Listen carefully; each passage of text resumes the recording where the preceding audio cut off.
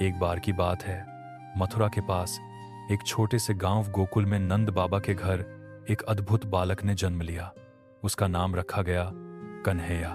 वह बालक दिखने में जितना सुंदर था उतना ही नटखट भी। उसकी मुस्कान में कुछ ऐसा जादू था कि जो देखता उसका मन मोहित हो जाता। लेकिन वह कोई साधारण बालक नहीं था, वह तो स्वयं परमात्मा का अवतार था जो धरती पर अधर्म के विनाश और धर्म की स्थापना के लिए आया था। कन्हैया बचपन से ही कुछ अलग था। वह बांसुरी बजाता तो पशु पक्षी तक मुग्ध हो जाते। गोपियां अपना सारा काम छोड़कर उसकी धुन में खो जाती।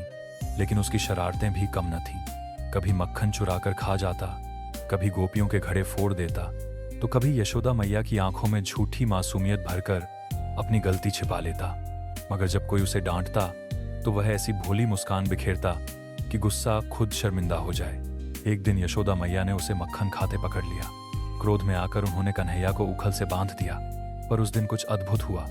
कन्हैया उसी उखल को घसीटते हुए दो विशाल वृक्षों के बीच ले गया और दोनों वृक्ष धड़ाम से गिर पड़े। उनमें से दो दिव्य देवता प्रकट हुए जिन्होंने कहा, हमने नारद मुनि के श्राप से वृक्ष का रूप धारण किया था। आज इस बालक के स्पर्श से हमें मुक्ति मिली है। उस दिन यशोदा मैया समझ गईं कि उनका लला कोई साधारण बालक नहीं, कोई परब्रह्म है। फिर भी वह उसे उतने ही प्रेम से पुकारती कान्हा, लाल, श्याम और कभी कभी गुस्से में नटखट। कन्हैया का जीवन केवल शरारतों से नहीं बल्कि धर्म युद्ध से भी भरा था।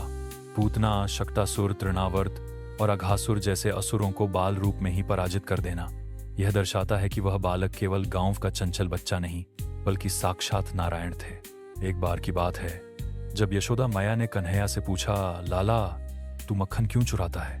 कन्हैया मुस्कुराया और बोला, मैया तू मुझे जो देती है वो तेरा प्यार है, मगर जो मैं चुराता हूँ वो सबका प्रेम होता है। मुझे सबका प्रेम चाहिए मैया। कन्हैया की बातें बाल सुलभ तो थीं, पर उनमें ब्रह्मज्ञान छिपा था। बचपन से ही वह अन्याय के विरुद्ध खड़ा होता और सत्य के लिए संघर्ष करता। चाहे वो कालिया नाग को पराजित कर यमुना को शुद्ध करना हो या ग्वाल बालों को गोवर्धन पर्वत की महिमा समझाकर इंद्र का अभिमान तोड़ना, कन्हैया हर बार यह सिद्ध करता रहा कि सच्चा बल केवल शक्ति में नहीं बल्कि सच्चाई और भक्ति में होता है। कन्हैया ने एक बार गोवर्धन पूजा के दिन कहा था, इंद्र से डरो मत, प्रकृति की पूजा करो। जो हमें वर्षा, अन्न और जीवन देती है वही पूज्य है।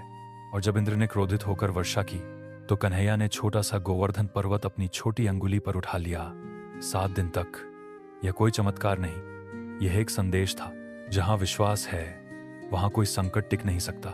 कन्हैया केवल ग्वाल बालों का साथी या गोपियों का प्रियतम नहीं था, वह प्रत्येक हृदय का मित्र था, प्रेम का प्रतीक था और धर्म की जीवित मूर्ति था। जब जब कोई पूछता है कौन है कन्हैया, तो उत्तर आता है, जो दुख में हंसना सिखाए, जो प्रेम में भक्ति सिखाए, जो बांसुरी की धुन से आत्मा को जागृत कर दे, वही है सच्चा कन्हैया। यदि ये सच्ची कन्हैया की कथा आपके हृदय को छू गई हो तो कृपया इसे पसंद करें, साझा करें और हमारे चैनल को जोड़ना ना भूलें। जय श्री कृष्ण।